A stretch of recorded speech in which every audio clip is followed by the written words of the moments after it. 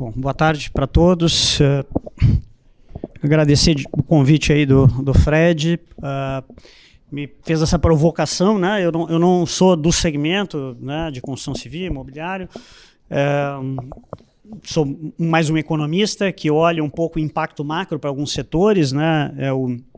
Nos últimos 15 anos, depois que eu saí do setor público, fui secretário da Fazenda aqui, nos últimos 15 anos, metade do tempo eu fiquei em bancos, né? Tive no JP Morgan, depois no BTG, e de 7 anos para cá eu tenho alguns conselhos de administração, tive bastante tempo no conselho da Gerdau, hoje estou num grupo que se chama Edson Queiroz, que é o maior grupo do Ceará, e trabalha a parte de distribuição de gás, trabalha também um pouco de construção civil, equipamentos eletrodomésticos, água. Estou na seguradora do Sistema Nacional da Unimed, Seguros Unimed. Estou no conselho de um banco, que é o Agibank, né, que é um banco originário daqui, que hoje a sede é em Campinas. E aqui também estou num grupo educacional e estou também numa área de agronegócio, que é o Grupo Vibra. E estou num comitê de investimento em São Paulo, de um fundo de investimento que aplica em tecnologia no agro, que se chama SP Venture. Eu acho que vai ficar com uma micro... Tá bom. O que eu vou fazer aqui, vou tentar fazer, tá, é falar um pouco, são várias lâminas que eu vou passar relativamente rápido, mas pela provocação do Fred, eu vou fazer um pouco como é que eu estou vendo o cenário macro internacional, o cenário macro nacional, e aí ao final eu falo especificamente algumas coisas que eu acho que são mais relevantes para construção civil, mercado imobiliário principalmente. Vou falar muito de taxa de juros aqui, tá? Tanto do ponto de vista do cenário internacional quanto nacional. Essa eu acho que é a primeira constatação que eu acho que é relevante para o segmento. Todo mundo sabe que a gente está com uma taxa de juros alta, mas eu acho que mais relevante do que isso é entender que aquele mundo de taxa de juros muito baixa que a gente teve durante bastante tempo não tem mais, acabou. E mesmo que a taxa de juros aqui no Brasil, em algum momento na frente, ano que vem, daqui a 2 anos, volte um pouco, não tem nenhum indicativo que ela vai voltar para aquele patamar. Então é um mundo de taxa de juros mais alta, tá? E não é só no Brasil. No Brasil é mais ainda, e eu vou explicar, porque razões principalmente pelo tema fiscal. Mas essa é uma primeira constatação macro. Depois eu faço aqui um pouco uma provocação de um tipo de análise que eu faço há muito tempo, que é usar demografia. Tá? Por que demografia, para mim, é muito relevante para uma série de atividades econômicas, mas para a construção civil e principalmente para o mercado imobiliário. Vou mostrar alguns dados de Rio Grande do Sul, comparado com o Brasil, outros países e outros estados, porque, ao final, meu ponto é esse. Né? Quando a gente olha para a construção civil, para mercado imobiliário, eu acho que as 3 variáveis mais relevantes são taxa de juros, crescimento da renda, mas quando a gente olha no longo prazo, a mais relevante para mim é a demografia. É a quantidade de pessoas, né, que existem num lugar, a expansão do número dessas pessoas. Né? Todas as pessoas passam por o mesmo ciclo da vida, né? São crianças, se educam, vão para o mercado de trabalho, constituem família, vão ter suas moradias, vão comprar algum imóvel, vão tentar comprar algum imóvel. Então, eu vou falar bastante sobre esse papel da demografia, que é algo que eu uso bastante. Né? Aqui um pouco,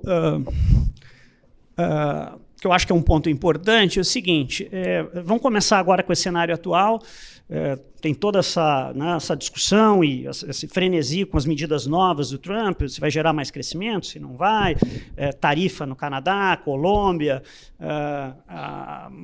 diminuição de imposto de renda para dentro dos Estados Unidos, tá? Tem uma mexida internacional grande, mas assim, eu acho que um ponto mais relevante que eu gosto de destacar é o seguinte: o mundo nas últimas décadas tem sido um reloginho de crescimento. O mundo cresce muito, tá?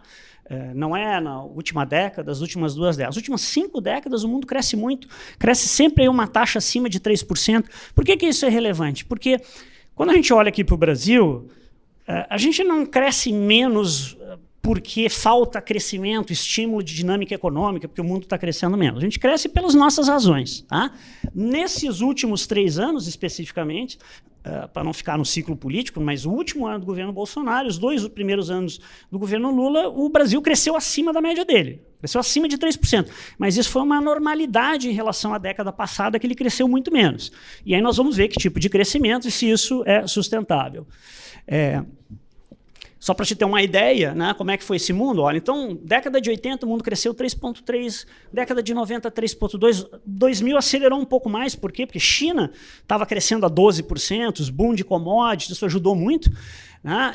Mas assim, aí a década passada desacelerou, mas desacelerou de 3,9 para 3,6, esses últimos anos tem sido 3,3, o mundo continua crescendo acima de 3, a China não cresce mais 12, está crescendo 5, 6, mas a Índia começou a crescer 8, 9, Indonésia cresce, a Ásia toda cresce, Europa desacelerou, mas Estados Unidos acelerou de novo. Na média, tem dinâmica de crescimento, né? O mundo cresce. O Brasil é que cresce menos.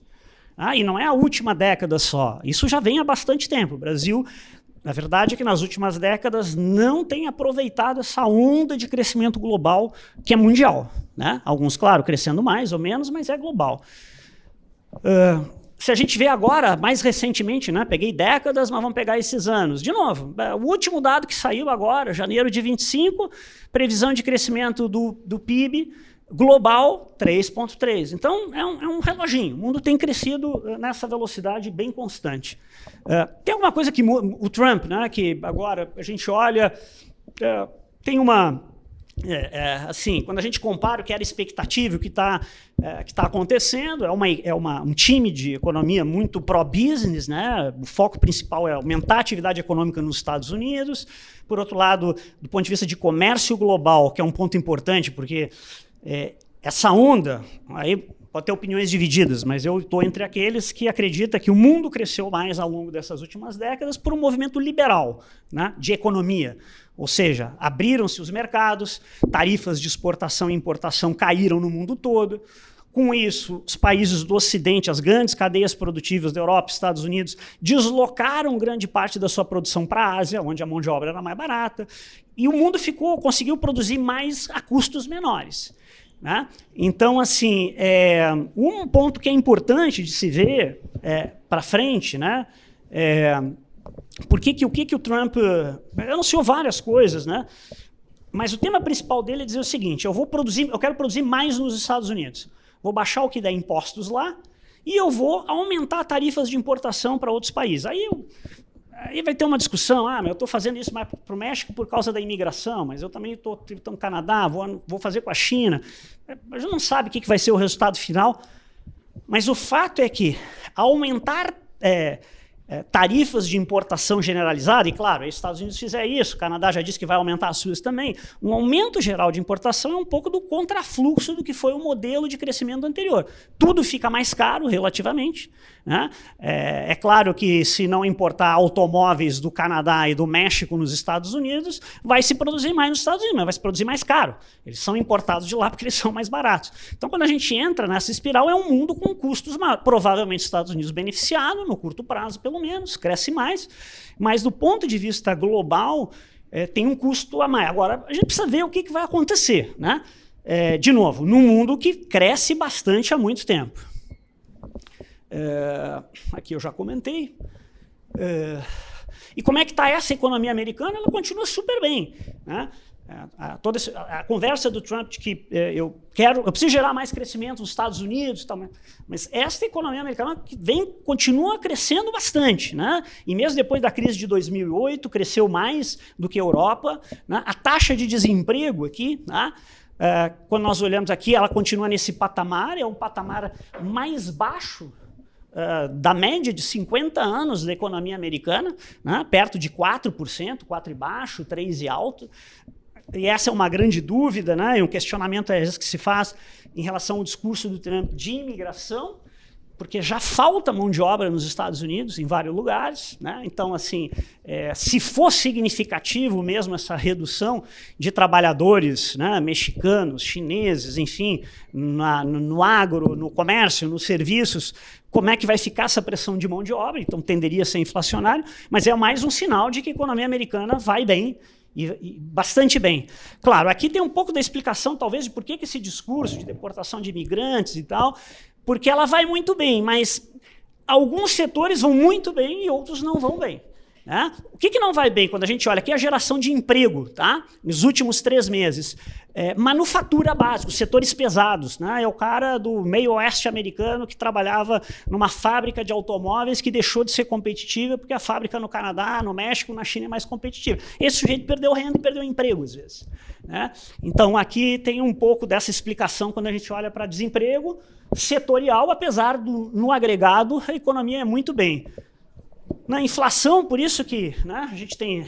Eu estou falando aqui, deve sair o resultado do Banco Central Americano sobre taxa de juros. Né, ele estava baixando a taxa de juros, mas agora tem um cenário que provavelmente ele pare de baixar. Por quê? Porque essa é uma economia que continua crescendo, o desemprego está muito baixo e os preços, a inflação... O Banco Central tem uma meta lá de 2% de taxa de inflação anual, aqui no Brasil é 3%, né?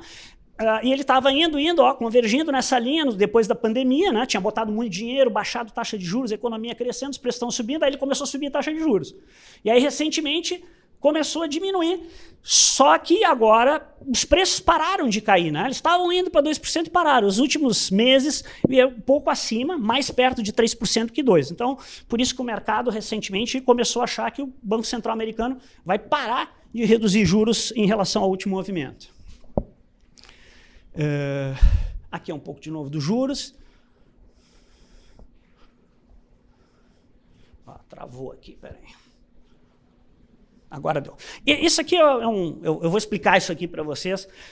Eu uso muito esse painel para falar, para mostrar nas empresas onde eu estou, principalmente com as áreas financeiras, quando tem essa percepção de dizer o seguinte, olha, a gente estava num ritmo alto de investimento, porque o custo de capital no Brasil estava baixo, né? A gente teve taxa de juros de 2% durante um bom tempo, né? 0 lá fora, 2% aqui. Muitos projetos de construção civil e todo o setor imobiliário pegou isso na veia. Né? O custo de capital para a construção caiu rapidamente, muito dinheiro, muita liquidez. E aí veio a inflação, o Banco Central no Brasil, tanto lá fora, mas aqui começou até antes, subir rápido a taxa de juros. Todo mundo disse assim, não, vamos esperar um pouco para os projetos de investimento, esperar a taxa de juros depois de novo baixar. Só que se eu olhar para esse gráfico aqui, vocês vão ver, né, esse painel, o que é esse painel aqui? Ele mostra, assim, ó, eu vou ter aqui, desde 90, tá, pegando sempre o período de dezembro de novembro, final de ano de cada ano, desde 1990, e aqui é a taxa de juros, né? Você sabe quando a gente fala da taxa de juros, tem a Selic, mas tem a taxa de 1 ano, se eu pegar os papéis do governo, tem taxa de 3 anos, taxa de 5 anos, taxa de 10 anos. Então, isso é o que a gente chama da curva de juros, né? Quanto que é o juro em cada ano. Então, se eu pego aqui, eu vou ver o seguinte, eu tenho dezembro de 24, isso é a Treasury americana, né? É como se fossem os títulos do governo aqui, de IPCA mais tanto, é o título do governo, a taxa de juros para um mês, né? Para um período de 1 mês, para 3 meses, 6 meses, 1 ano, 2 anos, 3 anos e tal. Isso é a curva de juros. Tá? Então, vocês notem o seguinte, a gente viveu, desde a crise de 2008, da quebra do Lehman Brothers, enfim, um período que é esse período que vai ali até a pandemia, tá? Ele estava diminuindo, aí chegou a pandemia, todo o caos geral para a atividade econômica, para fluxo de comércio, e os bancos centrais intervêm e botam de novo a taxa de juros para baixo. Mas este período que a gente vê aqui de taxa muito baixa é o período anormal, não é o período normal deste mundo. Eu botei desde 90, mas se eu fosse puxar essa série desde 70, seriam números desta grandeza aqui abaixo, 5, 6. Essa é a média de taxa de juros da economia americana, que é o principal mercado financeiro que influencia. A média de 30, 40, 50 anos, ela vai estar ali em torno de uns 5, 4,5, 5, às vezes mais. Quando teve choque do petróleo, inflação mais alta, foi 8, 9, década de 90 ali, ó, como a gente viu. Por que eu digo isso? Porque é lógico que aqui no Brasil a gente está vivendo neste período, por outras razões que eu vou comentar, uma taxa de juros excepcionalmente alta, mas essa ideia de que nós vamos voltar para uma taxa de juros muito baixa ou próxima de zero, ela não tem sentido na história de economia, na história de política monetária. Então esse é eu diria, o novo normal não é a taxa de juros baixa, é a taxa de juros mais alta, né? Seja lá fora, seja aqui no Brasil. E isso é algo importante para quem vai tomar decisões de investimento para o custo de capital, vai planejar construção civil, obra de infraestrutura, construção de moradia. A taxa de juros que a gente viveu até 2, 3 anos atrás, e viveu isso um bom período de anos, ela não é o cenário normal, o cenário que a gente deve imaginar para frente. E onde é que está o Brasil disso aqui, né? Onde é que está o Brasil nesse cenário? Particularmente nos últimos 3 anos, está bem acima da sua média, está crescendo a 3%, cresceu 3% em 22, cresceu 3%, quando a gente olhar, agora já está numa fase assim, né? É a história do filme e da foto. Hoje a atividade está começando, na minha opinião, está começando a desacelerar. Quando a gente olha para uns dados, por conta da taxa já está muito alta há um bom tempo. Mas quando a gente olha o filme, 2024, o crescimento do PIB no Brasil vai ficar perto de 3,6, 3,7. É bem acima da média e é provavelmente pelo fato de ele estar crescendo em torno de 3% durante 3 anos. Sem a economia ter uma estrutura de, seja capacidade de mão de obra, seja de produtividade, que permita crescer sem gerar pressão de inflação, que quando eu começo a insistir muito para crescer nesse patamar, sem fazer outras coisas que eu deveria estar fazendo, como reformas, melhoria de qualidade de educação, mão de obra, enfim, capital mais barato, eu começo a ter pressão de inflação e o Banco Central vai ter que subir taxa de juros. A gente já viveu isso um pouco lá atrás, eu vou comentar, né, no período de 2013, 2014, 2015. Né? E aí tem uma hora que a taxa de juros vai cobrar um preço em termos de atividade econômica. E aqui tem uma história parecida que a gente já viveu lá atrás, que é a história da expansão fiscal. Né? É o governo, através do gasto público direto, querer aumentar o crescimento econômico. Ele consegue num determinado período do tempo, mas isso cobra um preço de aumento de expectativa de inflação, de taxa de juros, que depois impacta o gasto privado. Né? O setor privado encolhe o seu investimento e a atividade econômica se retrai. Só para a gente ter uma ideia como mudou isso rápido nos últimos meses, né? Quando o Banco Central começou a ficar mais claro que o resultado fiscal, que o governo estava gastando demais, isso ali pelo meio do ano, aí todo mundo, aqui é a projeção Focus, né? O Focus é um relatório que os principais analistas do mercado, os bancos, os economistas-chefe, enviam para o Banco Central faz a pesquisa toda semana, enviam na sexta-feira e é divulgado na segunda-feira. Então, se a gente pega as 4 principais variáveis macro, que foi feito em agosto, né? Primeiro parêntese em agosto, depois em vermelho é o que foi feito em novembro, uma semana de novembro, né? Toda semana eu peguei cada ponto de mês, depois dezembro, né? Logo depois daquele anúncio fiscal mais atrapalhado do governo, e agora 17 de janeiro. Então, o que a gente vê?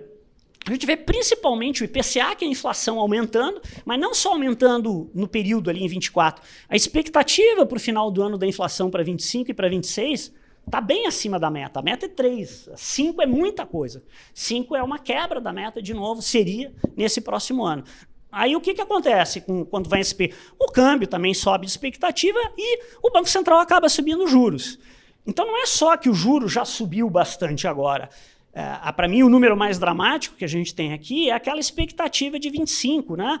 Lá em agosto desse ano, a média do mercado financeiro achava que ao final de 25 a gente ia chegar com uma taxa de juros, que é aquela primeira aqui, ó, isso aqui é dezembro, né, de 25, de 10%. Em apenas 6 meses, aumentou 50% a expectativa de taxa de juros. Né? Na última projeção, o mercado está achando que a gente vai chegar no final desse ano com 15%. A gente já sabe, né, que o Banco Central, que tem reunião amanhã, anunciou no último aumento, que foi para 12,25, que vai ter mais 2 de 100. Então a gente já sabe que a gente vai chegar até 14,25, que foi o mesmo pico que a gente teve lá no período da Dilma, em 2014. Eu vou mostrar um gráfico que é interessante para ver. Eu comecei a fazer essas comparações, porque lá no final de 2014 estava um cenário parecido, estava em 14,25 e a curva futura de juros indicava que o juro ia chegar até uns 16, mais ou menos, que é mais ou menos o que a gente teve agora em dezembro, final desse ano. O que tem de diferença? Eu tenho batido bastante nisso e acho que ainda sou voz bastante minoritária. Se a gente for olhar esse mesmo relatório Focus, se forem abrir lá no Banco Central, está disponível para todo mundo, é só botar lá, Banco Central, relatório Focus. A média do mercado ainda acha que o PIB vai crescer 2% no próximo ano, que seria um bom crescimento neste contexto de taxa de juros. Né? E aí eu faço essa comparação, né, desse ciclo. Como é que foi lá no governo Dilma? O governo Dilma em determinado momento queria crescer mais, né? Estava chegando perto também das eleições, acelerou com bastante gasto público, BNDES com crédito subsidiado, Caixa com crédito subsidiado, expandindo o gasto público. Aí a inflação pressionou. O Banco Central subiu a taxa de juros até 14,25, né, em julho de 2015. Lá no final de 14, dezembro, estava mais ou menos onde a gente estava agora em dezembro, mas subiu, o mercado já foi até 14,25. A curva futura indicava mais, eu vou mostrar num gráfico ali, mas parou nos 14,25. E quando, lá em dezembro de 2014, se olhava no relatório Focus também, a média do mercado dizia o seguinte, dava 1,5%, 2% de crescimento para o próximo ano. Claro que em 2015 teve outras coisas, né? Teve Lava-Jato, paralisação da área de construção civil, várias coisas. Mas meu ponto todo aqui, que eu tenho insistido um pouco nessa tese, é que eu não consigo ver este nível de taxa de juros que a gente deve viver em 2025, que vai ser um nível, na média, eu diria, perto de 15%, 14,5%. Acho que o ponto, eu não sei onde é que vai parar o Banco Central de subir, se vai parar nos 14,25% na Dilma, se vai ter que ir um pouco mais, 15,5%, 16%. Mas eu não consigo ver a atividade econômica, a economia, crescendo 2% com este nível de juros. Tá? Eu acho que tem uma hora que isso acaba contando. Onde é que e vejo... Tenho essa sensação nas empresas também onde estou, né? Assim, todo mundo redimensionando a velocidade de CAPEX, de investimento. Tá? Então, acho que esse é um ponto, se a gente olhar hoje, né, no Focus, que já ajustou a inflação, já ajustou a projeção de juros, mas ainda acha que vai ter crescimento do PIB. E o argumento da maior parte dos economistas dos bancos é que tem o que a gente chama de carrego estatístico. Né? Como eu estou crescendo esse ano, eu posso desacelerar, mas eu, pelo menos no primeiro semestre, ainda vou ter um crescimento, isso aí só vai acontecer lá na frente. O que eu acho é que quando acontece lá na frente, acontece muito rápido, né? Porque a taxa de juros vai ficar rápida por mais tempo, vai ficar mais alta por mais tempo. Aqui é um pouco essa comparação, isso aqui isso é um gráfico de trader, né, do mercado, mas assim, basicamente o que ele quer mostrar, ele pega assim, isso aqui era de dezembro de 2014, era um painel de curva de juros em dezembro de 2014, onde projetava lá para janeiro de 2016, né, a taxa ia para 14, fevereiro estava em 14, ela ia subindo, vê que ela, lá em dezembro de 14, se achava que ela ia até 16. Ela não foi, tá, até 16. Ela parou nesses 14,25. Foi o máximo lá do governo Dilma. Mas ela parou também porque teve uma recessão muito grande. Teve uma recessão muito brutal que afetou a demanda e o Banco Central não precisou acelerar mais taxa de juros. A inflação começou a voltar lentamente, né, mas voltou. Se a gente olha, tá, para agora, né, e se compara, isso aqui aí já é dezembro do ano passado. Né? Dezembro do ano passado nós estávamos em 12,1, não era o 14,25 lá da Dilma, né? Mas assim, o mercado já sinalizava para uma subida mais do que 14,25. Para 15, hoje, se a gente for dar uma olhada, já está mais próximo de 16. Tá? Se pegar essa curva de 21 de janeiro. O impacto desse movimento do cenário fiscal pior e taxa de juros mais alta, né? Se a gente olha isso aqui, é a alocação de recursos em ações na Bolsa Brasileira pelos fundos locais. Eu pego os fundos dos bancos, as gestoras, né? E essa curvinha azul aqui, ó, tá?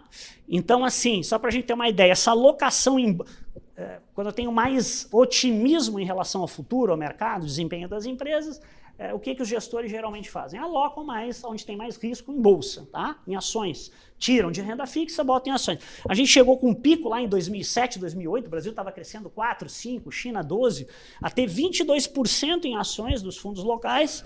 E agora, em final do ano passado, chegamos em 8,3%, que é ainda um pouco mais baixo do que a gente teve lá no ano de 2016, quando se teve aquela recessão. Então, do ponto de vista de expectativa em relação ao desempenho de economia, quando eu olho para a alocação em ações, se está com uma cautela ainda maior quando a gente teve na recessão de 2015 e 2016. Aqui é um pouco isso de fundos locais, né? Recurso alocado. Se a gente olha para investimento estrangeiro, nas ações também, a mesma cara. Ó, a gente tem uma queda tanto de 32 bilhões de alocação de estrangeiros no Brasil no ano passado, por esse tema fiscal, taxa de juros. Qual é o outro sinal que mostra que aparentemente a economia está excessivamente aquecida? E é por isso que a inflação subiu, a expectativa subiu, taxa de juros deve subir. Taxa de desemprego. Claro que todo mundo vai dizer, puxa, mas é bom ter taxa de desemprego baixa. Claro que é, desde que ela não seja tão baixa que também comece a pressionar a inflação, que também comece a pressionar o mercado de trabalho, contratação mais cara das empresas. Né? Se a gente olhar, né, por exemplo, a taxa de desemprego mais baixa que a gente teve foi justamente lá final de 2014. Tinha sido 6,3% da história brasileira recente das últimas décadas. Com essa aceleração, que estava crescendo a economia, muito gasto fiscal, cenário muito parecido. Se a gente olha agora, o último dado que saiu foi de 6,1%, final do ano passado. É mais baixo do que a taxa de desemprego que nós tivemos mais baixa em 2014. Mas mais do que isso, que chama atenção, quando a gente vai abrir essas taxas de desemprego por regiões, é que no Nordeste ela vai estar aí na faixa de 7, 7,5, alguns lugares mais alto 8, Ceará, que é mais baixo do Nordeste, tem 6,7%.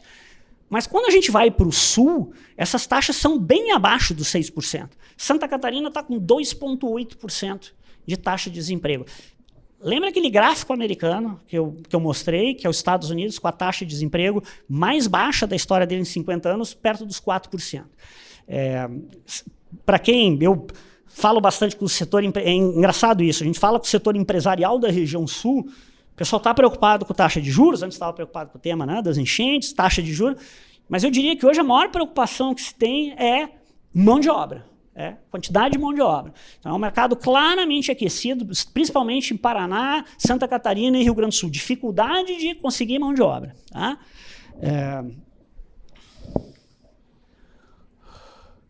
Bom, então, assim, só para deixar claro que o principal desafio do Brasil é o tema fiscal. Né?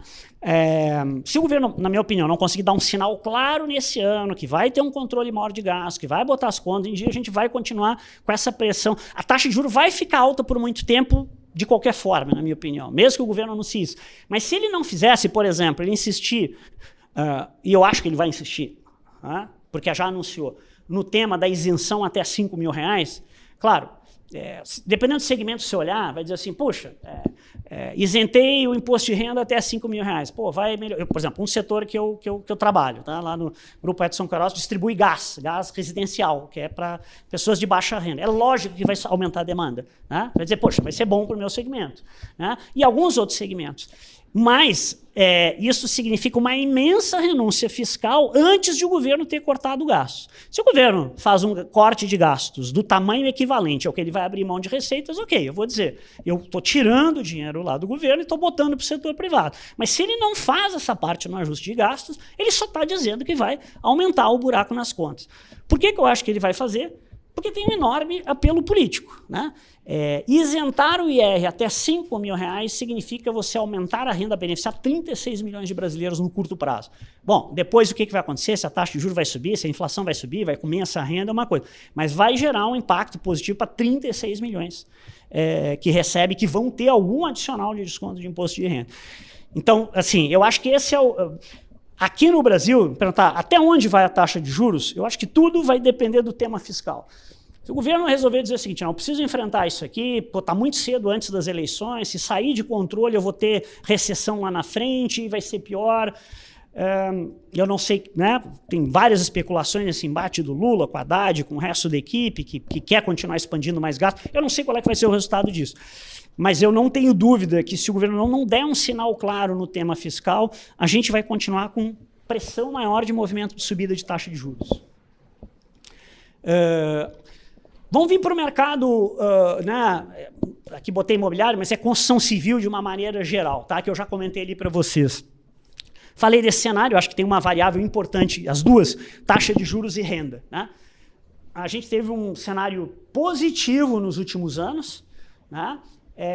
De taxa de juro baixa, crescimento maior de PIB, renda, mas não parece ser o cenário mais provável de continuar a ter esse crescimento e taxa de juros baixa, ela já está alta. Então, renda e juro não é algo que eu diria que vai ajudar construção civil, infraestrutura, mercado imobiliário, pelo menos nos próximos 2 anos. Mas mais relevante do que renda e taxa de juros, quando a gente olha lá para frente, se a preocupação de vocês é o próximo ano, daqui a 2 anos, é isso, é taxa de juros e renda. Mas se eu quero olhar assim, puxa, qual é o mercado que eu estou posicionado? Que tipo de segmento de renda? Em que cidade? Em que região? Demografia é muito mais poderoso para isso. Tá? Porque o que é demografia? E é isso que eu insisto, né? Eu comecei a olhar isso mais em 2010, eu fiquei um ano fazendo um pós-doutorado, quando saí do governo em Colômbia, eu queria olhar o impacto de algumas variáveis sobre atividade econômica, bolsa, olhando para isso, taxa de juros, renda, câmbio, que todo economista olha, e comecei a olhar mais, me interessar mais pelo tema de demografia. Por que pelo tema de demografia? Porque se vocês me perguntarem assim, Maodi, o que você acha que vai ser a taxa de câmbio, a cotação do dólar daqui a 5 anos no Brasil? Ou o que você acha que vai ser a taxa de juros no Brasil daqui a 5 anos? Ou o crescimento do PIB daqui a 10 anos? Eu posso ter o modelo mais sofisticado do mundo que não vai passar de ser um chute estatístico bem comportado. Vou explicar com elegância para vocês, mas tem tanta coisa para acontecer na frente que vão afetar essas variáveis, que a coisa mais certa que tem é que provavelmente eu vou errar. Agora, tem uma outra coisa que é muito poderosa para explicar a demanda de tudo, de alimentos, de automóveis, de construção de prédios, que é o seguinte, o número de pessoas que eu tenho num país, numa região e numa cidade. E mais do que isso, o ciclo da vida, a demografia, está muito ligada a padrões de consumo. Né? Se eu tenho um lugar onde cresce muito a proporção de crianças, eu sei matematicamente que eu vou ter um aumento da demanda por gastos em educação. Tá? E depois isso vai chegar nas universidades, e depois uma determinada faixa de vida, quando as pessoas casam, têm filhos, estão no pico da vida profissional, isso impacta mais a demanda por novas moradias, por moradias maiores. Quando a população vai envelhecendo, isso tem impacto na área de saúde. Então, a demografia me dá uma estabilidade de previsão muito mais confiável. Eu consigo dizer, diferentemente de taxa de juros, renda e câmbio, quantos milhões de brasileiros nós vamos ser em 2030, em 2040, quantos milhões de gaúchos nós vamos ser, quantos milhões de porto-alegrenses nós vamos ser, com quantas mulheres, quantos homens, quantos até 14 anos, quantos até 50. Né? O erro é muito menor. E a demografia, obviamente, pelos exemplos que eu dei para vocês, ela está correlacionada com uma série de demandas. O setor imobiliário é na veia isso. Né? Quando você tem uma população que era muito jovem, a renda sobe e ela entra no mercado de trabalho, chega lá num pico ali entre 30 e 40 anos, isso está fortemente correlacionado com o aumento de demanda de imóveis. Tá? Quando essa população começa a ficar mais idosa, tem outro tipo de demanda, que são por imóveis menores. Então, isso, pelo mundo, é estatisticamente bastante comprovado. Bom, quando eu olho, quando eu olho a demografia como um todo para o país, o que é relevante? Quando o país é muito jovem, quando ele tem muitas crianças, muitos jovens, muitos adolescentes, o que eu sei? Eu sei que vai aumentar a oferta de trabalho lá na frente. Eu sei que o mercado de trabalho vai crescer. Né? Eu vou ter uma oferta maior. Bom, essa oferta vai ter qualidade ou não vai ter? Aí depende do que eu fiz com a educação. É bom ter muita gente, ter uma população grande, ter muita gente jovem. É bom se eu preparar bem essas pessoas. Tá? Se tiveram saúde, boa educação, elas vão para o mercado de trabalho, vai aumentar a produtividade do país, o país vai gerar mais riqueza. Mas, de uma maneira geral, a população jovem, quando ela vai envelhecendo, vai entrando para o mercado de trabalho, isso tem um impacto positivo sobre o aumento de crescimento. Por isso que se diz que os países precisam ficar ricos antes de envelhecer. Né? Ele tem que aproveitar essa fase. Quando ele tem muito jovem, ele gasta muito sem ter muita gente trabalhando, gerando riqueza, porque elas estão aprendendo, sendo educadas, eu tenho gasto com saúde. Depois eu tenho muita gente no mercado de trabalho, essa hora que o país tem que aumentar a produtividade, crescer, ficar mais rico, porque depois essas pessoas vão se aposentar. Né? Então esse ciclo, aqui eu botei alguns países para a gente entender aqui, ó. Isso aqui é a idade mediana. Né? A mediana é um conceito estatístico simples que basicamente faz o seguinte, né? Pegou aqui, o que diz isso aqui? O Brasil é esse gráfico vermelho. Então o Brasil, em 1980, 50% da população tinha menos de 20 anos. 50%. E 50% tinha acima de 20 anos. Se eu pegar, por comparação, os Estados Unidos, eu gosto de fazer essa comparação porque para mim ela é muito chocante.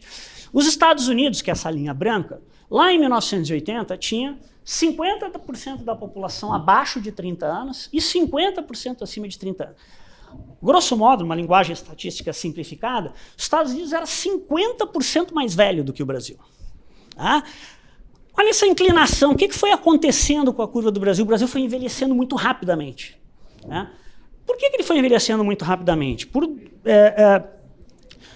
Assim, a expectativa de vida aumentou, mas não, principalmente pela taxa de natalidade. O Brasil, quando cresceu muito, né, quando teve seu boom demográfico, que foi lá na década de 50, 60, 70, e todos os países em algum momento tiveram um boom demográfico, onde aceleraram a taxa de natalidade. A Europa e os Estados Unidos ocorreu logo depois da Segunda Guerra Mundial, né, tiveram um boom, o baby boom, né, principalmente nos Estados Unidos.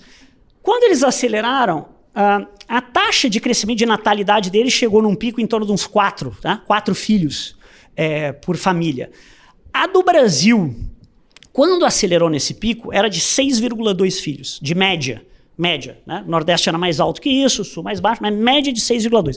Então o Brasil, assim, gerou muitas crianças no boom demográfico, muitos, na década de 50, 60, 70, só que ele desacelerou muito rápido.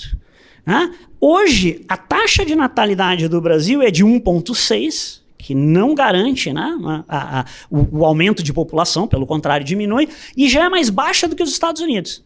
Os Estados Unidos hoje tem em torno de 1,7, 1,8, né? Apesar de ter toda essa discussão, Musk e outros dizendo que precisa aumentar, mas o do Brasil já é mais baixa. Então, o que aconteceu? A gente gerou muitas crianças, muito jovens. Aí, minha opinião, por que o Brasil também cresce pouco nas últimas décadas? Porque ele não aproveitou esta geração em quantidade para oferecer educação de qualidade, boa saúde. Então a gente tem uma produtividade de mão de obra relativamente mais baixa do que a gente poderia ter. Acho que é um componente diferente, por exemplo, do que teve da China. A China também envelheceu agora, né? Mas a China, nas últimas décadas, investiu muito em qualidade de educação, em massa e escala. Então, isso vai garantir que ela tenha um ganho de produtividade residual maior do que o Brasil. Né? A produtividade do trabalho do Brasil ela é quase estagnada nessas últimas décadas, principalmente por conta de educação.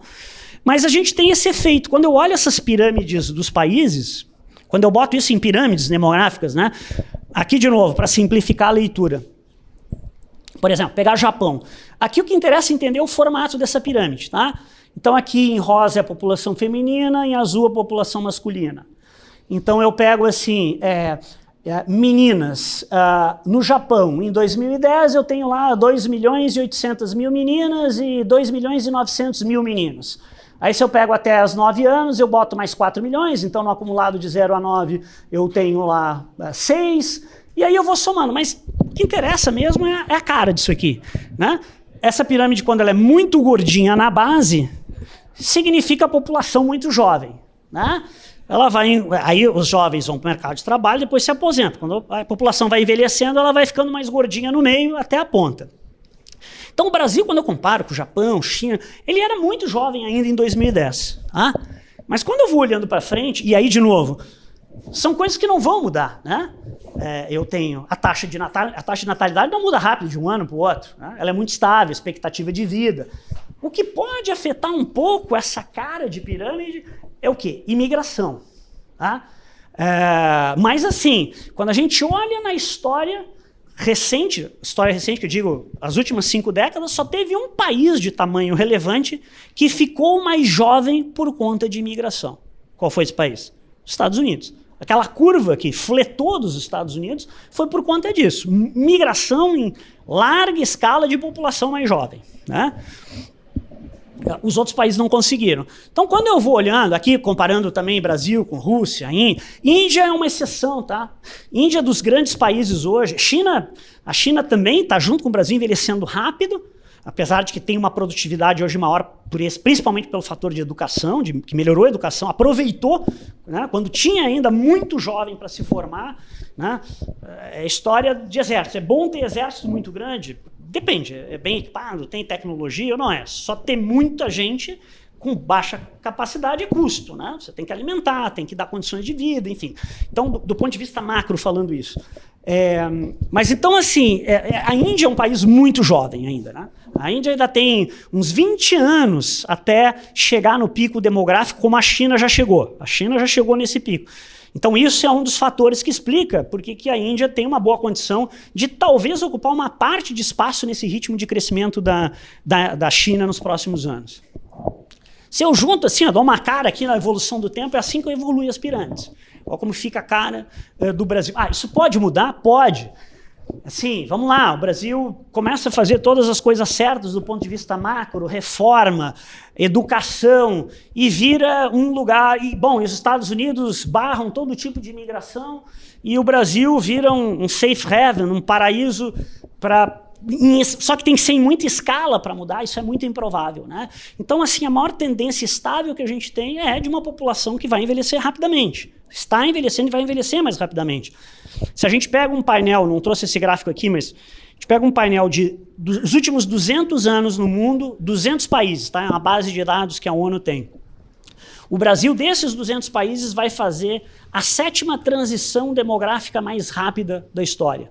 Né? Só para a gente ter uma ideia, o Brasil vai envelhecer, na média, 7 vezes mais rápido no tempo do que a média dos países da Europa. Né? 10 vezes do que a França, 8 vezes do que a Alemanha. E isso tem impacto. Tem oportunidades, mas tem impactos. Né? Eu digo, estou lá na área, uma área que eu não tenho dúvida que vai ter um crescimento de demanda exponencial. É saúde, tá? É saúde, seja saúde pública, seja saúde suplementar privada, seja tudo que diz respeito a quem cuida de idosos no mercado imobiliário, isso tem impacto, não tenho dúvida que vai ter impacto sobre o perfil de moradias também. Aqui um pouco dos... bom, aqui vem um pouco do estado, a gente vem vindo para o Rio Grande do Sul, né? Veja, o Rio Grande do Sul aqui pegando de 2007 já era um estado... Ele já vinha 2 décadas sendo o Rio Grande do Sul, ele era na média um pouco mais velho do que o Brasil. Então o Brasil é um país que no todo faz uma transição demográfica mais rápida, mas o Rio Grande do Sul já era mais velho. Com as implicações que a gente conhece nisso, né? A própria questão de déficit de previdência do setor público. Por quê? Porque a gente tem uma pirâmide que se gerou uma quantidade de idosos maior no setor público sob uma mesma legislação da Previdência que antes de ser reformada gerou um déficit grande, muito ligado ao tema de demografia. Bahia é uma cara assim mais ou menos parecido com a Índia, né? Do ponto de vista de idade da pirâmide, mais jovem. Aqui é interessante, né? Rio Grande do Sul e São Paulo, quando a gente olha 30 anos atrás, São Paulo era relativamente mais velho do que o Rio Grande do Sul. Né? Mas a pirâmide do Rio Grande do Sul, aí por fluxo migratório, né? São Paulo recebeu muita gente mais jovem, principalmente do Nordeste. Né? Foi o tipo de imigração quase... São Paulo tem uma cara meio dos Estados Unidos, estava ficando mais velho rápido que o Rio Grande do Sul e rejuvenesceu por fluxo migratório. E o Rio Grande do Sul, vou mostrar uns números ali, é o contrário. O Rio Grande do Sul teve não só saída de gente, isso é um dado interessante, não trouxe aqui, mas a McKinsey fez um estudo que chama mais atenção, é o seguinte: o fluxo migratório negativo do Rio Grande do Sul é menos, a gente tem uma ideia assim, o gaúcho está indo embora, né? O gaúcho, claro que tem gaúcho saindo, né? E a gente sabe dos casos, vai para Santa Catarina, mas quando a gente vê estatisticamente, é das mais baixas taxas de emigração. O gaúcho sai pouco do Rio Grande do Sul. Nosso problema é outro, vem muito pouca gente. O Rio Grande do Sul tem a mais baixa taxa de imigração dos outros estados para cá. Nosso problema é um problema de capacidade de atração de pessoas, tá? Aqui deixa eu dar uma cara do último censo, tá? Esse é o censo demográfico em microdados que foi divulgado ano passado. O censo tinha sido feito em 2010, o último 2022 foi divulgado no ano passado e ajustado. Tudo que está vermelhinho, vejam, quando a gente olha para um país, a gente imagina que a população cresce. E a população do Brasil cresceu, tá, em 12 anos. Mas cresceu bem pouquinho, tá? Cresceu 6% em 12 anos e vai começar a desacelerar, e na ponta está desacelerando, ainda sobe a população ali em total até 2030 um pouquinho, e depois ela começa a diminuir. Nós vamos ter uma diminuição do total de brasileiros, tá?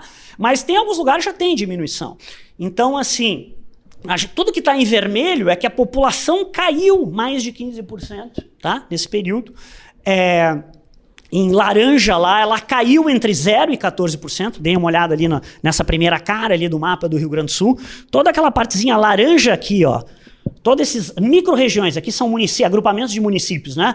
E laranja, tá? E vermelho são municípios que tiveram queda absoluta de população. Tem menos gente morando nas cidades nesses 2 anos. No Brasil como um todo, 42% dos municípios perdeu população. No Rio Grande do Sul, esse número vai para 56%. Tá? Então, essa é uma variável importante. Agora, notem uma outra característica, né? Para onde é que as pessoas vão? Onde é que as pessoas têm ido no Brasil? Onde é que a população tem crescido? Ou no litoral ou no centro-oeste. Né? Tem um miolo aqui, tá? que é um vazio, assim, vem aqui para esse miolo do Rio Grande do Sul. E, claro, aqui são áreas muito grandes, populações menores, né, mas que têm uma taxa de crescimento alta, mas aonde ainda tem concentração e crescimento, é tudo muito próximo do litoral. Tá? Isso vale, inclusive, para o Rio Grande do Sul, onde Porto Alegre perdeu população e as cidades do litoral ganharam população.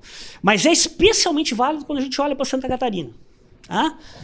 Mas vale aqui, ó, só a gente olhar, vale para São Paulo, vale para Rio de Janeiro, vale para Vitória, vale todo esse trecho aqui do litoral brasileiro. Então é isso um pouco, já comentei esses números aqui. Agora vamos olhar mais, vamos descer para a região sul e chegar até o Rio Grande do Sul. Falei que o Brasil cresceu 6,5%, que já foi pouco para o Brasil. Quando a gente olha para a região sul, eu tenho um comportamento bem heterogêneo. Por que eu estou falando isso? Porque quando a gente quer tentar entender, né, ou estimar com menos erro, previsão de demanda em construção civil, mas principalmente no setor de moradia, de real estate, é aquilo que eu estou dizendo. Demografia, quantidade de pessoas, renda mais quantidade de pessoas, faz muita diferença. Tá? Além das variáveis macro, de taxa de juros, câmbio. Então, assim... a região, a micro-região, a cidade, no limite o bairro, faz uma diferença. É muito difícil você falar de demanda, puxa, vai cair a demanda por imóveis no Brasil porque vai a demografia. Não. Quando? Que região? Que cidade? Que tipo de perfil? Se eu olho aqui, a região sul é um exemplo disso. Né? Eu tenho em crescimento populacional, tá? O Rio Grande do Sul, em 12 anos, cresceu 1,8% a população, é muito pouco. Tá? É o segundo pior crescimento de população que teve no Brasil, dos 27 estados.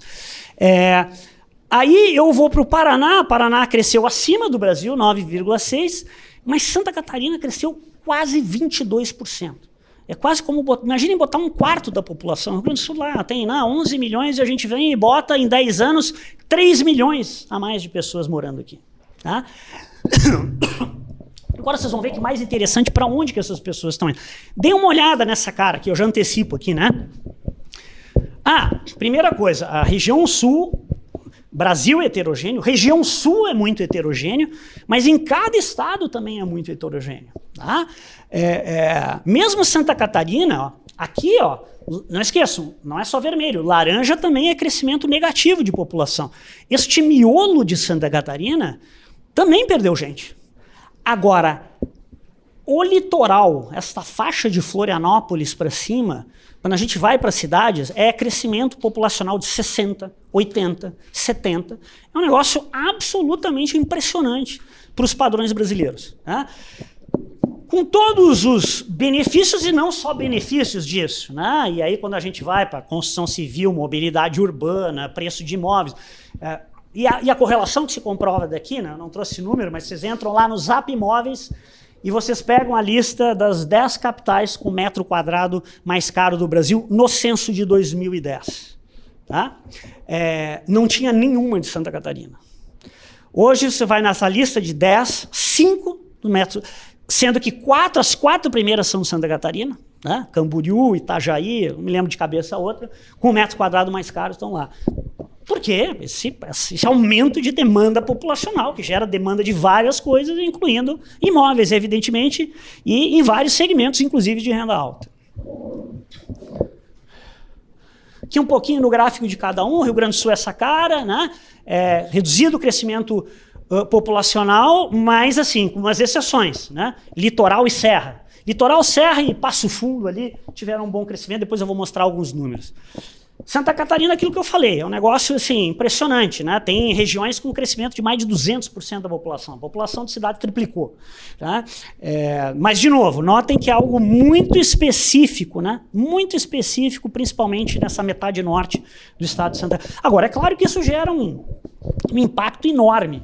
Né? Eu recentemente fui participar de um painel do debate lá em Florianópolis, do Lide Sul, e estava comigo junto no painel o secretário da Fazenda de Santa Catarina. No dia que eu fui, casualmente, foi o dia que estava anunciando, estava vindo a vinda do Lula para inaugurar uma obra que é a maior obra de rodoviária da América Latina, em valor e tamanho, que é o desvio do anel rodoviário de Florianópolis. Né? Então, agora, todo mundo, caminhões, automóveis, já está funcionando, que ou vêm daqui, vão chegar em Florianópolis, mas não vão entrar na grande Florianópolis, vão lá para cima, fazem aquele desvio, é uma mega obra com vários túneis, levou 12 anos para ser feito.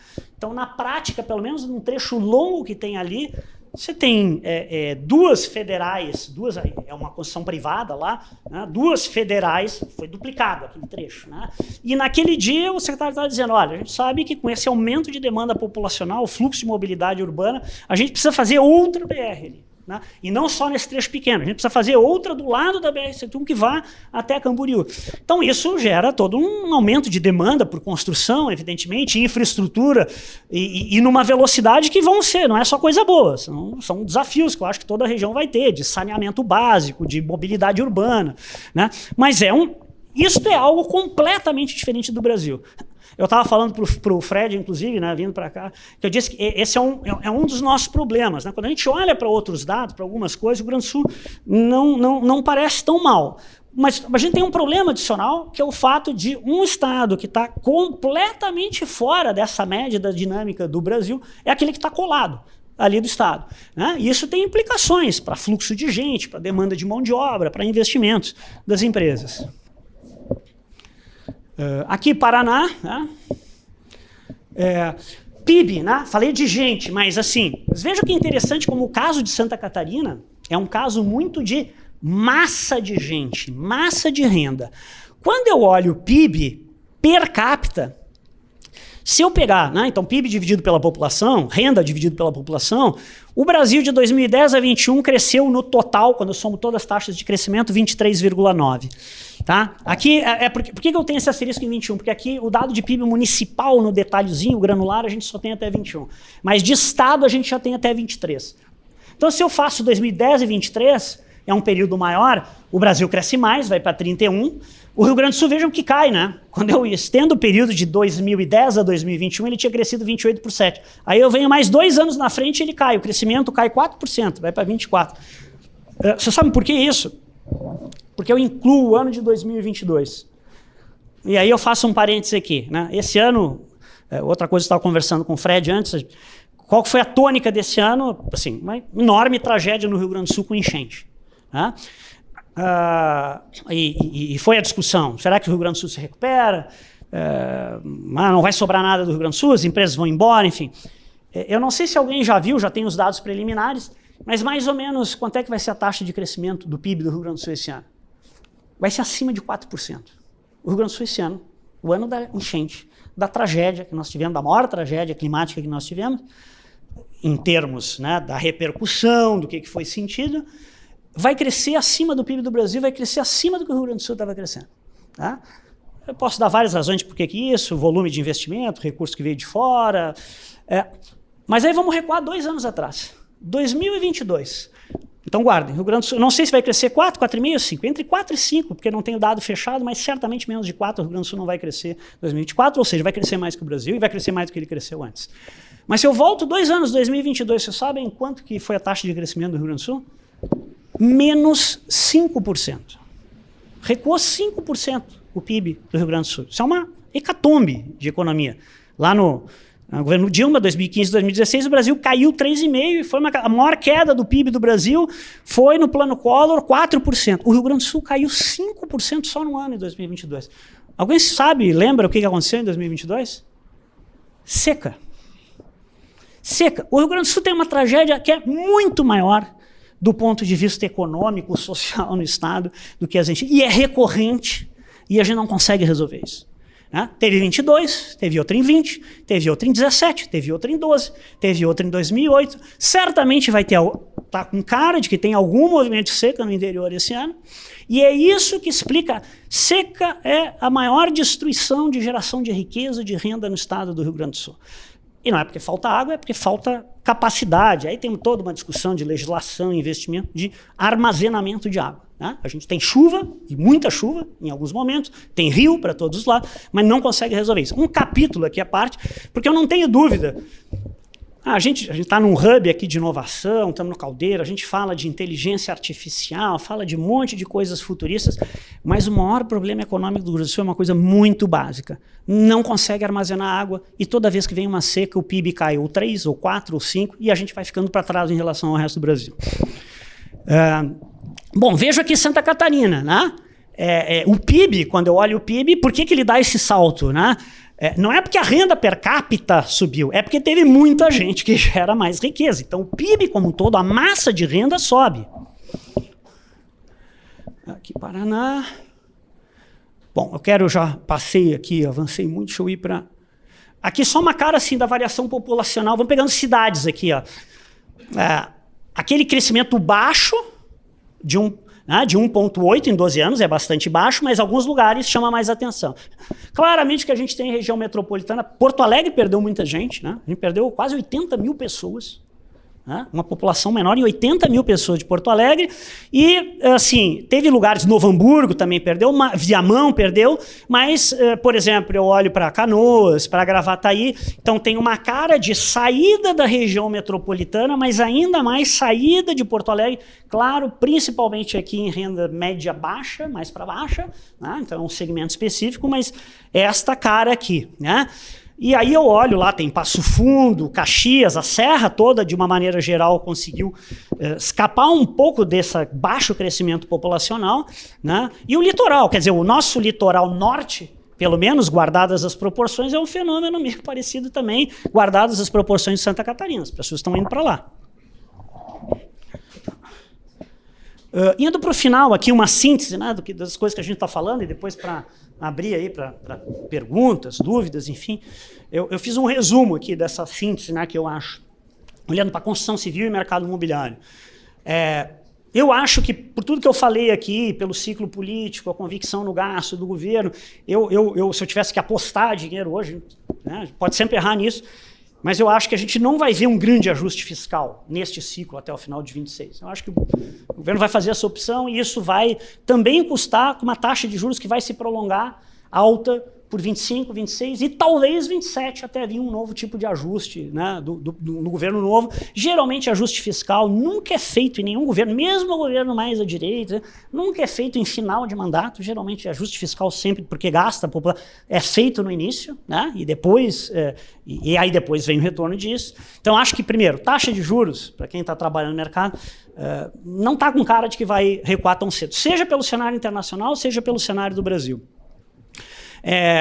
Para que a gente tenha um gap, tudo aquilo que eu falei de demografia é ruim para o setor de construção imobiliária, mas por outro lado, quando a gente olha, por exemplo, para o setor imobiliário, o Brasil continua com um gap habitacional muito grande, né? Porque a taxa de juros sempre foi alta, financiamento baixo, então assim, mesmo com uma população crescendo pouco, como tem muita gente ainda sem moradia ou sem a moradia que gostaria de ter, não é falta de demanda por conta disso, mas a renda não comporta. Com um crescimento de renda baixa, a renda precisa crescer mais para que seja mais sustentável, né?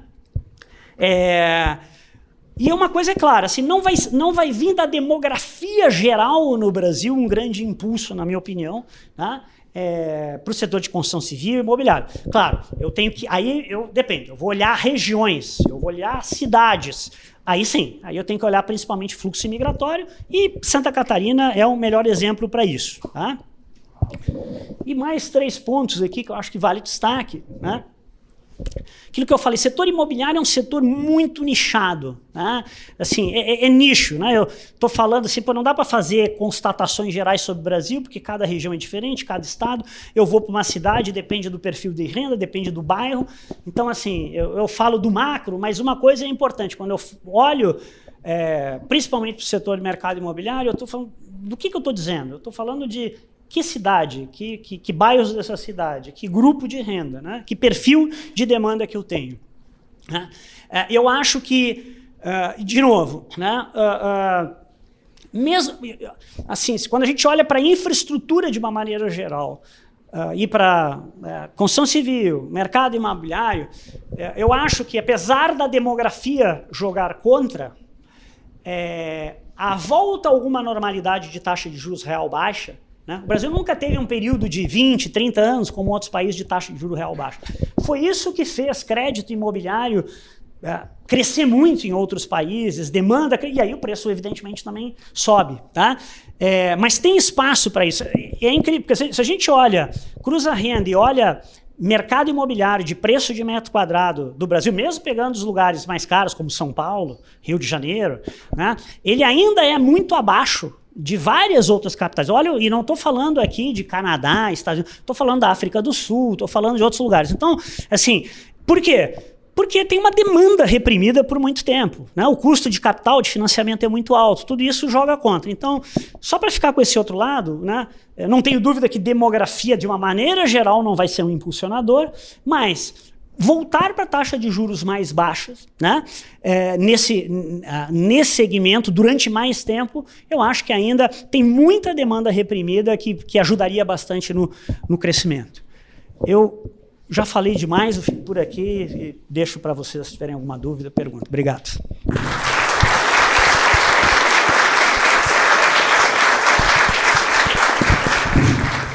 Vamos agradecer a tua palestra. Temos certeza que esse repertório de indicadores e informações aumentou muito os insights para os nossos tijolers e os nossos queridos convidados. Eu vou começar com a primeira pergunta, que é: podemos disponibilizar a tua apresentação, pois já estão nos pedindo. Então tá. Alguém mais tem alguma pergunta? Quem é que quer fazer uma pergunta aí? Por favor, Tiago. Obrigado. Tiago Antunes, Grupo Estrutura. Chegou mais forte ano passado, em São Paulo, uma empresa do Canadá que chama Greystar. Já deve ter ouvido falar, né? O que é isso, né? Constrói um prédio inteiro para alugar com dinheiro próprio, né? Modelo americano, modelo canadense, vários países da Europa tem. Gostaria que tu falasse um pouco sobre isso. Ótima pergunta, Tiago. Outra conversa que estava tendo com o Fred antes, né? Assim, a gente agora está nessa dominância. O assunto hoje da moda, mais que o Trump, é o tema de inteligência artificial, né? De AI, do mecanismo de programação chinês que ganhou das outras. E a gente está nesse mundo de inovação. Eu acho que esse é um caminho. Eu não sou um especialista no segmento, tá? Mas o que eu observo e vejo das empresas, eu acho que tem muito caminho ainda nessa direção de melhoria de processo mais moderno, né? Site de obra modernizado, processo de construção, treinamento de mão de obra.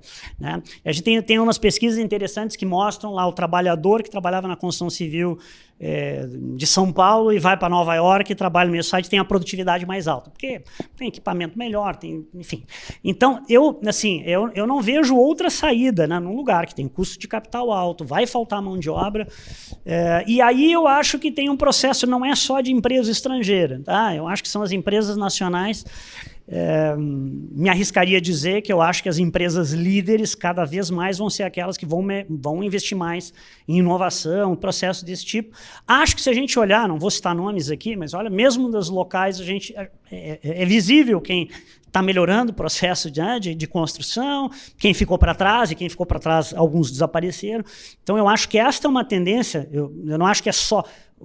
Na média, eu acho que o gringo na construção civil tem uma técnica melhor, mas aí não é só isso, né? É a legislação, é custo de capital, é tudo isso. Mas eu acho que é uma tendência que vem para ficar. Mais alguém, pessoal, quer fazer alguma pergunta? Emílio, por favor. Tu comentaste um pouquinho da dificuldade da mão de obra, né, hoje. A gente que é da parte de serviços, de prestação, a gente sente isso diariamente, uma dificuldade enorme, tanto de expansão como de retenção, né, de mão de obra. O que na tua visão, tu imagina que que possa estar contribuindo fortemente para essa... E eu não falo só do setor da construção civil, converso com amigos de outros setores e todo mundo tem a mesma impressão, né? E sente na pele todo dia. O que tu acha que que mudou tanto, né? Que a gente está sentindo tanto essa dificuldade? Eu acho que assim, é geral, tá? Eu estou em diferentes segmentos, em diferentes regiões, algumas, eu acho que esse troço está muito forte em Santa Catarina, Rio Grande do Sul, em algumas áreas. Eu tive recente com uma empresa grande conhecida que é de Lajeado, com a presidente fundadora dessa empresa, e ela dizendo, hoje, apesar de eu estar no meio daquele caos lá, a empresa nunca teve tão bem financeiramente, de caixa. Claro, olho para a taxa de juros, estou preocupado, mas meu maior problema hoje é mão de obra. Eu não acho mais, né? E estou brigando assim, a foice com Caxias e com Santa Catarina, né? Isso é geral, tá? Em todos os setores. Agora, eu acho que explica isso uma coisa. O Brasil, nesses últimos 3 anos, cresceu mais do que vinha crescendo, 3%. O Brasil, na década passada, naquele gráfico que eu mostrei lá, a média de crescimento do Brasil foi 0,9 por ano. Foi bem abaixo do que a média anterior. Mas o Brasil vinha crescendo nas últimas décadas 2. Então, 3 e pouco é muita coisa, mais de 50%. Muita coisa, assim, a gente gostaria de crescer 6, 7, né? Mas para isso tem que ter infraestrutura, capital abundante, né? Não tem, a gente sabe que a gente começa a bater ali um pouco acima de 2, 2,5, infelizmente 3, começa a faltar. Né? Não é só capital, falta gente. E aí a gente olha a demografia, também está encolhendo, está começando a encolher o mercado de trabalho. Eu acho que essa saída para isso só tem 2, tá? Olhando 5, 10, 15, 20 anos. Uma é muita melhora de qualidade de educação, né? De formação de mão de obra. É a história lá do site de obra que talvez, em vez de ter 20, eu possa ter 10, ou posso ter 5 produzindo com a mesma eficiência. Então, é tecnologia, mas é melhora de qualidade de educação. Eu acho que toda essa parte de inteligência artificial vai gerar assim, uma economia de... demora um pouco, a gente está com dificuldade, mas assim, vai ser toda essa parte de varejo, de serviço, e não é só isso. Eu tive recentemente com um gestor de um fundo de investimentos que entrou numa das empresas que a gente está, e ele estava me comentando, ele tem um fundo de investimentos, ele disse, a gente pensa, não, mercado financeiro é uma coisa mais sofisticada, gente super sofisticada fazendo isso. Ele disse, hoje eu mandei lá o meu melhor analista ir para Nova York e ir nos fundos ver como é que o pessoal está usando inteligência artificial nesse negócio. E aí ele voltou depois e disse assim, eles tinham 10 analistas nessa área. Eu disse, olha, o resumo da história é o seguinte, fica com um analista aqui, porque aí, assim, o prospecto, a base de dados, tudo isso aí, todo o algoritmo fazendo. Então, tem algumas áreas que vão liberar mão de obra, tá? Então, eu acho que é uma combinação. Então, assim, por que está faltando?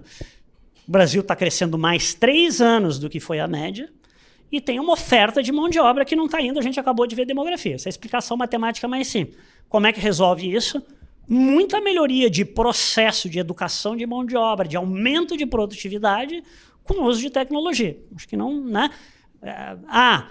Puxa, o Brasil começa a crescer, vai ter um boom. Os Estados Unidos, uma parte resolveu esse problema com imigração, com muita imigração. Por isso que esse é o grande questionamento. Mas tem gente que diz, não, mas agora isso é uma parte, por que juntou o Google, o Elon Musk, porque vai ter inteligência artificial, vai ter... Mas, assim, hoje a gente olha, assim, boa parte dos imigrantes também ilegais, né? Legal é o cara que não teve, passou o tempo do visto, nunca foi, mas tá lá na construção civil, tá lá colhendo o milho, tá, né? Então, assim, eu acho que vai ser um problema meio geral isso aí, que a gente vai resolver dessa forma só. Mais alguém, pessoal? Não? Por favor, Pessato, Gravataí, Rafa. Acho que eu falo alto, então. Toca a ficha. Parabéns pela tua palestra, muito legal. Em segundo lugar, uma coisa que preocupa todo mundo, né? Todos os gaúchos, todo mundo que empreende aqui. O que a gente tem que fazer aqui? A gente tem o problema da seca, a gente tem o problema da galera que está saindo daqui, a gente tem Santa Catarina do nosso lado, a gente tem todas as questões nichadas do nosso mercado, que ok, são oportunidades também. A gente se preocupa, eu acho, com o gaúcho olhando muito para fora, mas o que a gente aqui dentro tem que fazer? Né? Qual é o nosso papel? E então a gente nunca vai sair do lugar, né? Que é uma pergunta com muitas variáveis. Essa é a pergunta mais difícil e a mais relevante, a mais importante que eu me faço também. Tá?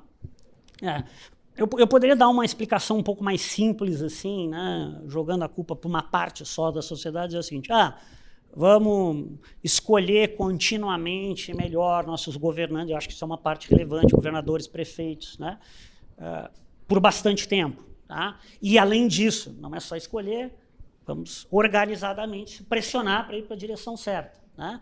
Não tem jeito. A educação do Rio Grande do Sul continua sendo uma vergonha. A gente vai para o último IDEB, estamos lá, 9º numa categoria até do ensino médio, 11º na outra. Sendo que o Rio Grande do Sul, há 30, 40 anos, já foi o melhor lugar de educação. E é por isso que virou, porque as empresas falavam, a mão de obra do Rio Grande do Sul.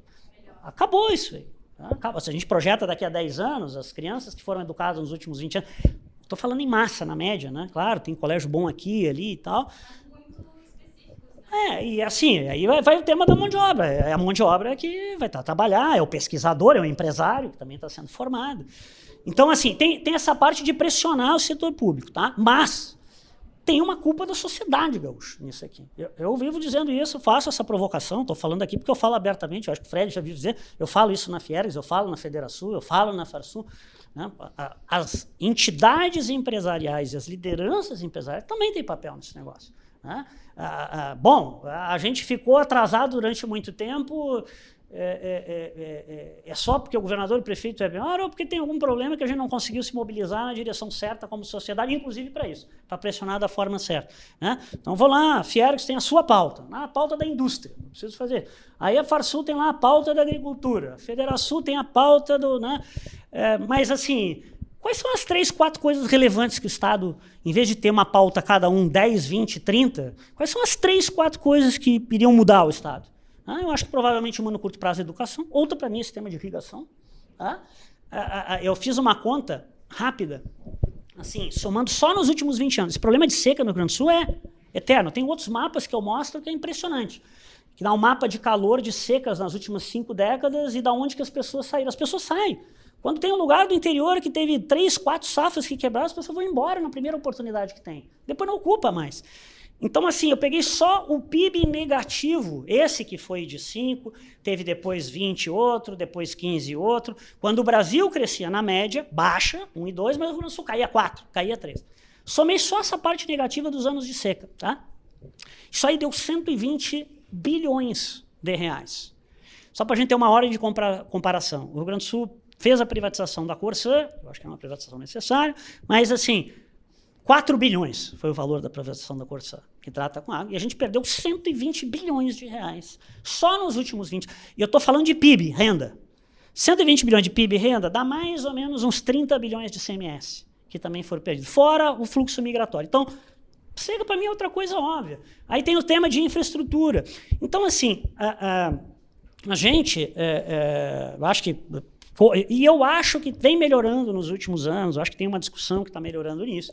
Para mim, não tem outra saída do Rio Grande do Sul. É um lugar que tem uma população mais envelhecida e nós estamos no sul do Brasil. Que lá atrás a gente imaginava com o Mercosul vai ser uma vantagem, mas vocês viram o que tem ali da metade do estado para a fronteira, perda populacional, a Argentina não cresceu, pode ser que mude, mas ficou para trás. Então, e é uma população mais envelhecida de uns 11 milhões de habitantes no sul. A gente não vai competir. A gente não vai conseguir competir com o Sudeste de 70, 80 milhões de pessoas com renda mais alta para atrair a grande indústria, a grande fábrica, porque vem por causa do mercado. A gente não vai conseguir competir nem com o Nordeste em relação a isso, porque lá também tem 70, 80 milhões de renda mais baixa, mas é massa de consumo.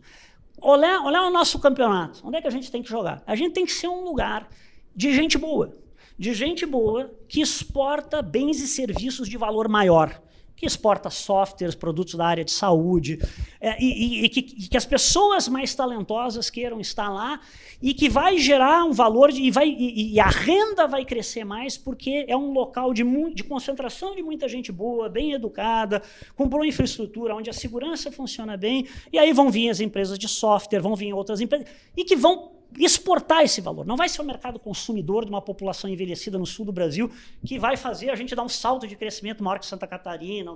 Santa Catarina é isso. Santa Catarina está fazendo isso. Né? As pessoas, por alguma razão, porque também tem praia, sei lá, eu não vou dizer porque...